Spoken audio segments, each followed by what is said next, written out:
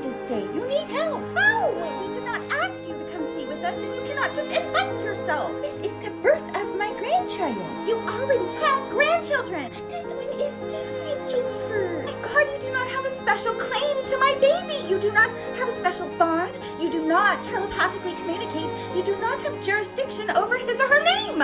You are acting like this is your own personal Cabbage Patch doll. Stop! Sweetheart, a newborn is tough. We are competent adults, Mom. Yes, you are more than competent. I would just be there to help when you need it. And you are moving. We appreciate the offer, Barbara.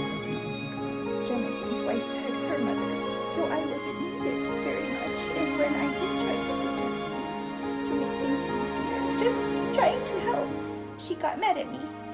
And Jonathan took her side. You are my daughter. I know, Mom. You saw what